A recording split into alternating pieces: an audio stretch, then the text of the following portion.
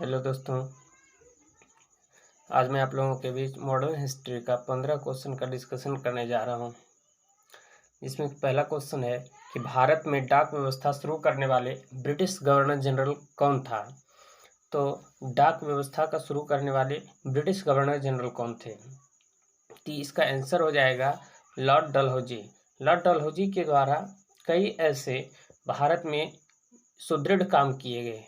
देखिए क्या क्या किया गया। लॉर्ड डलहौजी के द्वारा डाक व्यवस्था लाई गई, तार व्यवस्था लाई गई, रेल चलाया गया, इसी को टेलीग्राफ की व्यवस्था भी कह देते हैं। टेलीग्राफ, कई रचनात्मक कार्य भी किए, लेकिन ये कई एक बड़ा ही विवादास्पद कार्य करके गए थे, जो कि था आपका राज्य हड़प की नीति। राज्य हड़प की नीति लॉर्ड डलहौजी के द्वारा ही लाया गया था। इसी का परिणाम है कि 1857 में भयंकर ये पहली स्वतंत्रता संग्राम के रूप में देखा गया था, 1857 की क्रांति। तो यहाँ डाक व्यवस्था के शुरू करने वाला कौन सा गवर्नर जनरल हुए? लॉर्ड डलहौजी। नेक्स्ट कहता है भारत का प्रथम वायसराय कौन थे? Warren Hastings, Lord Clive, Lord Canning, William Bentinck. इसका आंसर हो जाएगी इसका आंसर भारत का प्रथम वायसराय था लॉर्ड कैनिंग। लॉर्ड कैनिंग था प्रथम वायसराय। इसका डिटेल देखिए, हम आपको बताते हैं। सबसे पहले जानेंगे कि सबसे पहले जो है बंगाल में हुआ करता था बंगाल का गवर्नर। तो बंगाल का गवर्नर सबसे पहले था लॉर्ड क्लाइव। लेकिन अगर पूछ दें कि बंगाल का गवर्नर जनरल यानी कि बंगाल का गवर्नर जनरल की बात करें तो बंगाल का गवर्नर जनरल पहली बार हो जाएगा वारेन हेस्टिंग्स। जबकि बात करें अगर ये देखिए बंगाल तक आया कहानी। अब देखिए बात आ जाएगा अगर कि बंगाल का ना बल्कि पूरे भारत का, किस सेंस में? भारत के सेंस में अगर पूछे कि भारत का पहला गवर्नर जनरल कौन था तो इसके लिए हो जाएगा लॉर्ड विलियम बेंटिक। लेकिन अगर पूछे कि ये देखिए अभी तक पहला शब्द प्रयोग किया गया था गवर्नर जनरल के रूप में बंगाल का, जिसमें लॉर्ड क्लाइव था। दूसरा देखिएगा बंगाल का गवर्नर जनरल, तब आ जाएगा वारेन हेस्टिंग्स। लेकिन बात किया भारत का गवर्नर जनरल तो विलियम बेंटिक था। लेकिन अब काल बढ़ते गया और अब की बार चर्चा हुई किसकी? तो भारत में अब की बार बोला गया कि जब भारत में 1857 की क्रांति जब हुई थी तो सभी शासन प्रणाली ब्रिटिश के अधीन चला गया था, ब्रिटिश संसद के अधीन। उस वक्त जो है ये 1857 की क्रांति के बाद 1858 से भारत का गवर्नर जनरल ना कह के क्या कहा जाने लगा? वायसराय, भारत का वायसराय। इस प्रकार भारत का पहली बार वायसराय बनने का श्रेय किसको गया? लॉर्ड कैनिंग को गया। और यही जो है महारानी विक्टोरिया का जो घोषणा पत्र था इलाहाबाद में 1 नवंबर 1858 को पढ़ा था। इसका आंसर हो जाएगा लॉर्ड कैनिंग। अगर आपको मज़ा आ रहा हो समझकर तो ज़रूर कमेंट करें, लाइक करें और सेशन को शेयर भी करें। नेक्स्ट अगला कहता है कि 1757 में सिराजुद्दौला किसके द्वारा पराजित किया गया था? 1757, देखिए 1757 में युद्ध का नाम या आपको याद आ रहा होगा, प्लासी का युद्ध। प्लासी का युद्ध कब हुई थी? तो 1757 में हुई थी। प्लासी का युद्ध 1757 में हुई थी और जिसका अंग्रेजों के तरफ से नेतृत्व कर रहे थे लॉर्ड क्लाइव। अंग्रेजों की तरफ से कौन नेतृत्व कर रहे थे?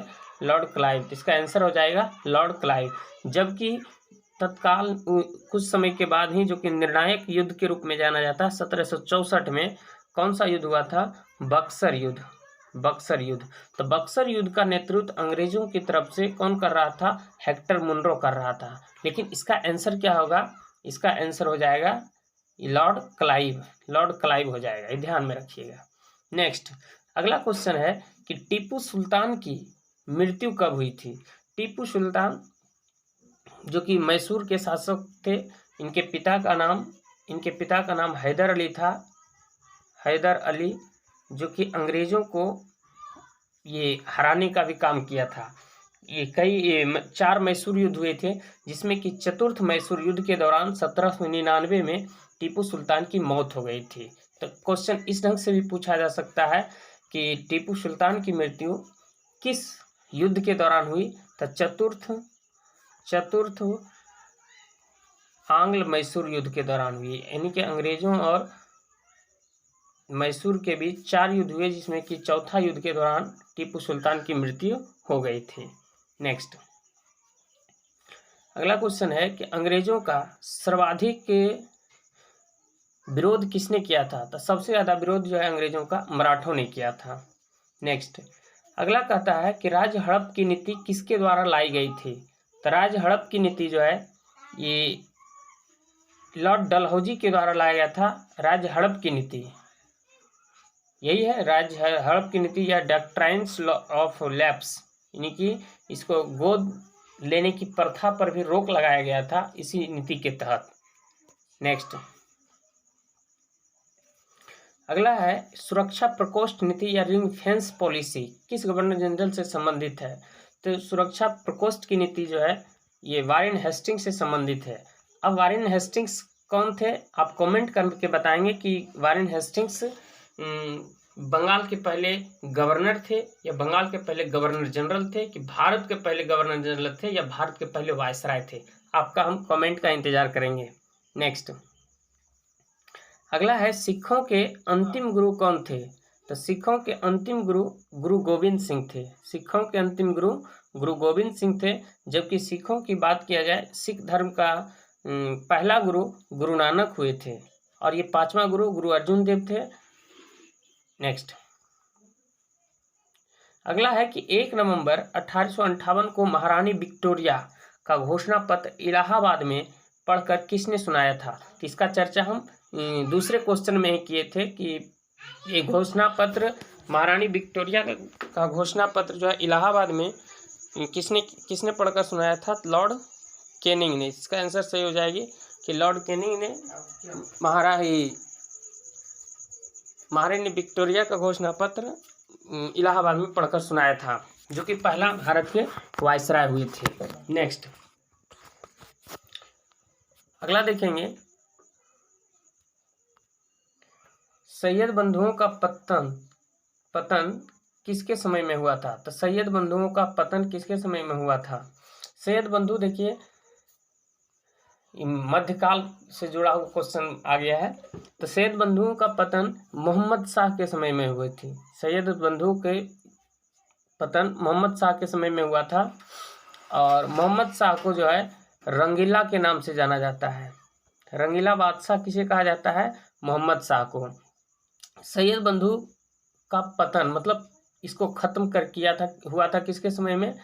तो मोहम्मद शाह के समय में इसका खात्मा किया गया था।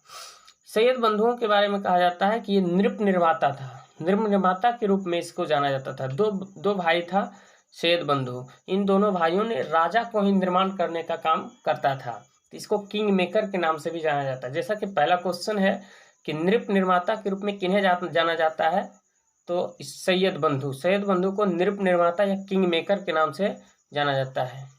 नेक्स्ट, अगला क्वेश्चन है किसने अपनी राजधानी मुर्शिदाबाद से मुंगेर स्थानांतरित की?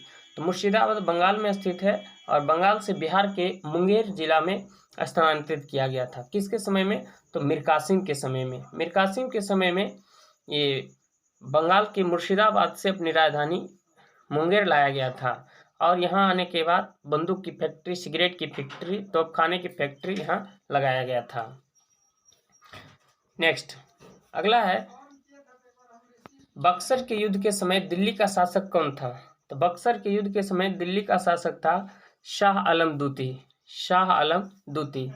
बक्सर के युद्ध के बारे में आपको बताए थे कि बक्सर का युद्ध 1764 में हुई थी। बक्सर का युद्ध कब हुई थी? 1764 में।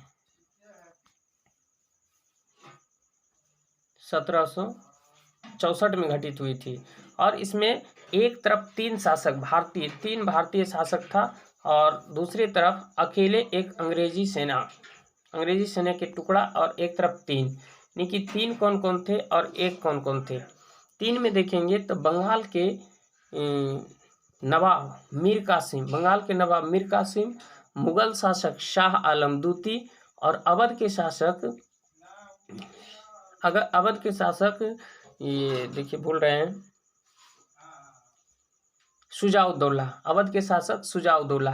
3 महान शक्ति और अकेले इधर जो है ब्रिटेन की तरफ से अर्थात अंग्रेज की तरफ से हेक्टर मुनरो अंग्रेजी तरफ से नेतृत्व कर रहा था। ये तीनों शक्तियों को हेक्टर मुनरो के द्वारा पराजित कर दिया गया था, चाहे वो छल से हो, बल से हो, जो भी हो।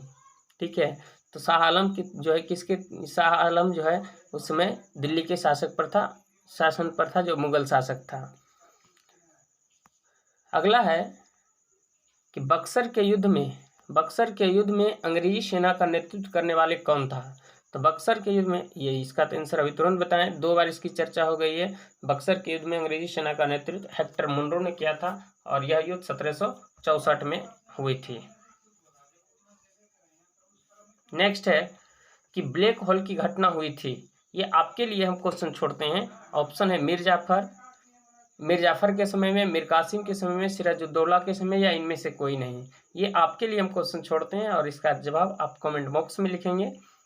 मिलेंगे हम तब तक के लिए नेक्स्ट वीडियो में। इसका जवाब अगले वीडियो में दी जाएगी। धन्यवाद।